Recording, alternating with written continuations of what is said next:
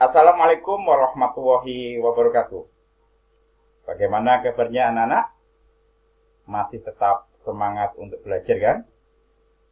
Masih bersama saya Pak Ananto Widodo dalam pembelajaran Bahasa Indonesia kelas 10.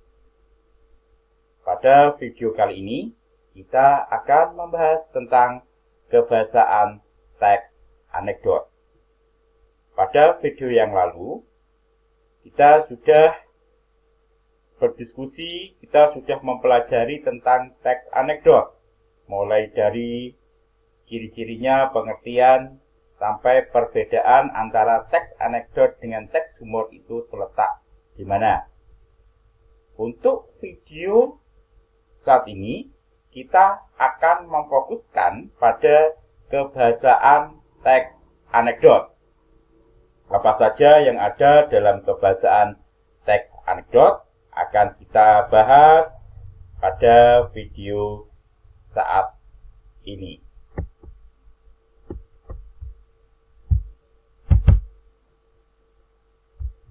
Berbicara tentang kebahasaan pada teks anekdot, jadi ketika kalian membaca contoh teks anekdot yang kemarin, pasti kalian akan menemukan ciri-ciri kebahasaan. Apa saja? Di sini saya menjabarkan ada 6 kebahasaan pada teks anekdot. Yang pertama, kalimat yang menyatakan masa lalu. Banyak ya, dalam teks anekdot ada kalimat yang menyatakan masa lalu. Ada kalimat retoris. Ada konjungsi waktu. Dalam teks anekdot ada kata kerja aksi, ada kalimat perintah, ada kata seru. Ini yang akan kita bahas pada video kita saat ini. Yang pertama adalah kalimat yang menyatakan masa lalu. Masih ingat ya? Contoh dari teks anekdot yang pernah kalian baca pada video yang kemarin. Di awal, di struktur awal, apa? Masih ingat ya? Iya, betul. Abstraksi. Di abstraksi, ini menyatakan narasi. Ini biasanya berisi tentang peristiwa, menyatakan sebuah peristiwa yang sudah dilakukan. Contoh, pada puncak pengadilan korupsi jaksa, penuntut umum menyerang saksi. Saya ulang lagi. Pada puncak pengadilan korupsi politik, jaksa penuntut umum menyerang saksi. Ini kan sebuah kejadian yang sudah dilaksanakan.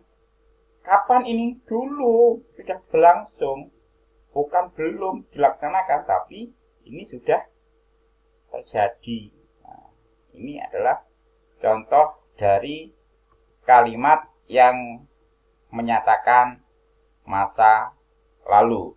Toh masih ingat pada contoh yang kemarin tuh? Masih ingat dengan aksi maling tertangkap CCTV ya? Seorang warga melapor kemalingan. Sudah apa belum? Sudah. Kejadiannya kapan? Bisa kemarin, bisa 1 bulan kemarin, bisa 2 hari yang lalu, bisa seminggu. Nah, sesuatu yang sudah dilakukan, itulah namanya contoh dari kalimat yang menyatakan masa lalu. Oke, kita lanjutkan. Berarti paham ya kalimat yang menyatakan masa lalu itu seperti apa? Yang kedua adalah kalimat retoris. Kalimat retoris itu apa? Kalimat retoris yaitu kalimat yang tidak memerlukan jawaban. Biasanya kan kalimat itu kan memerlukan jawaban ya biasanya kan. Ada kalimat ini pasti kamu jawab. Ada kalimat pertanyaan kemudian kamu jawab. Ini bedanya dengan kalimat retoris. Kalau kalimat retoris itu tidak memerlukan jawaban. Biasanya berupa sindiran. Contoh, apakah benar, teriak jaksa, bahwa Anda menerima $5.000 untuk berkompromi dalam kasus ini? Kalimat ini tidak perlu jawaban, karena kan ini sebenarnya kan sebuah pertanyaan yang ditujukan oleh jaksa, ya kan, kepada yang bersalah, kepada yang dipidana, kepada terdakwa. Hanya untuk merenung saja, tidak memerlukan jawaban. Atau mungkin contoh yang lain, ketika Bapak Kepala Sekolah berada saat pembina upacara. Kemudian beliau menyampaikan, mau dikemanakan negeri ini jika melihat generasi mudanya seperti ini? Tidak perlu dijawab. Ya, mungkin hanya sebuah pertanyaan buat diri kita, kemudian kita renungkan. Itulah namanya kalimat retoris. Kalimat yang tidak memerlukan jawaban. Tapi bedanya apa gini? Siapa namamu? Ali lah, ini kan memerlukan jawaban. Lah kalau seperti ini bukan kalimat retoris.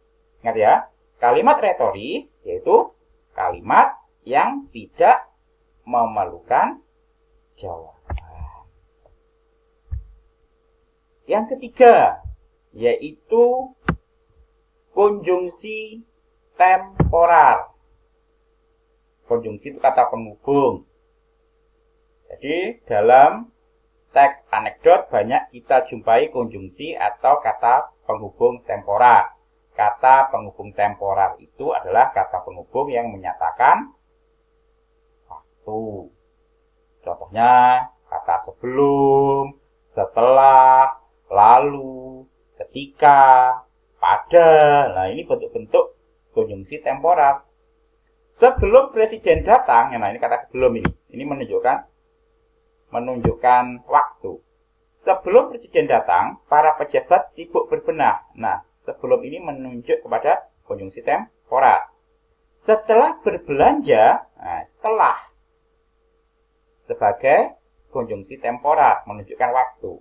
Abu Nawas pergi ke rumah saudaranya. Bisa dipahami ya? Oke, lanjut. Kata kerja aksi. Apa kata kerja aksi? Aksi ya, itu kan. Kata kuncinya di aksi itu kan ada kegiatan. Nah, kan? Ada kegiatan fisik aksi. Jadi kata kerja yang menyatakan kegiatan fisik aksi kan. Contoh menulis. Ya, menulis kan sebuah aksi ya. Berlari, menggambar, menendang, melempar, melompat. Ini adalah contoh dari kata kerja aksi. Ada hal yang diperbuat dan memerlukan tindakan fisik. Nah, itu adalah kata kerja aksi. Beraksi gitu ya.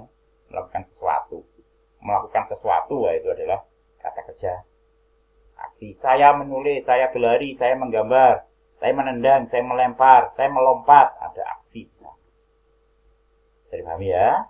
Kata kerja aksi. Selanjutnya, kalimat perintah. Ini kita SD pun saya kira sudah tahu kalian. Kalimat perintah yaitu kalimat yang mengandung permintaan agar orang kedua, orang yang kita tuju tadi ya, melakukan tindakan atau mengambil sikap tertentu sesuai dengan kata kerja yang dimaksud. Contoh, ambilkan buku di atas meja, ambilkan buku. Nah, berarti kan ada permintaan sehingga orang lain nanti melakukan apa? Mengambil buku. Tolong tutup pintunya. Ada tindakan yang disuruh, ada tindakan permintaan apa? Menutup pintu. Paham ya? Ambilkan. Nah, itu kan contoh lain. Antarkan. Nah, itu kan ada perintah. Bisa dipahami? Ya. Jadi gampang ya. Kalimat perintah kalian sering, saya kira setiap hari selalu menggunakan kata perintah. Ini kata seru. Kata seru yaitu kata yang digunakan untuk mengungkapkan isi hati atau perasaan seseorang dalam hal ini adalah pembicaranya. Beda ya, kata seru dengan kalimat perintah beda ya. Kalau kalimat perintah itu tadi kalimat yang menunjukkan sebuah permintaan kepada orang lain agar orang lain melakukan apa yang kita minta, kita perintahkan. Tapi kalau kata seru, kata itu kan hubungannya dengan isi hati. Ketika kita senang, ya kan, kita melihat pemandangan yang indah, muncul, wow, indahnya, nah, itu kan. Kita tersandung batu, aduh, nah ini kan, bentuk-bentuk inilah. Masya Allah, astaga, oh, nah itu kata-kata seru. Semua kata-kata itu nanti dimulai dari apa? Pengungkapan isi hati. Berarti mengalami apa, kemudian muncullah itu kata seru. Ada wanita cantik ya kan. Amboy cantiknya. Nah, amboy adalah kata seru. Bisa dipahami ya? Jadi kita ingat-ingat lagi tadi yang ada dalam bahasan tentang kebahasaan teks anekdot. Yang pertama adalah tentang kalimat yang menyatakan masa lalu. Jadi perbuatan, kejadian yang sudah pernah dilakukan, pernah dilaksanakan. Kalimat retoris tadi apa? Kalimat tanya yang tidak memerlukan jawaban. Karena tidak memerlukan jawaban itu biasanya sebuah sindiran atau kemudian efeknya kita bertanya pada diri kita termenung, nah itu kan bertanya pada diri ya, retoris. Konjungsi waktu atau temporer menyatakan waktu. Kata kerja aksi itu apa? Kata kerja yang menyatakan perbuatan fisik, menendang, menulis, nah itu kan. Kalimat perintah, kalimat yang hubungannya dengan sebuah permintaan. Kemudian orang yang kita minta melakukan tindakan seperti apa yang ada dalam permintaan. Kemudian kata seru. Kata seru tadi apa? Hubungannya dengan apa tadi kata seru itu? Hubungannya dengan perasaan atau hati, ya. Perasaan atau hati. Kalau senang berarti menggunakan wow. Nah, itu salah satu bentuk dari kata seru. Baik, anak-anak, tidak banyak yang bisa Pak Ananto berikan untuk kebahasaan teks anekdot. Setelah ini kita akan mencoba untuk melakukan praktek menggunakan atau menganalisis bentuk-bentuk dari teks anekdot. Kita cari dari segi kebahasaannya seperti apa. Terima kasih, tetap semangat ya, tetap semangat dalam pembelajaran, selalu semangat, selalu kalian pasti bisa. Ayo.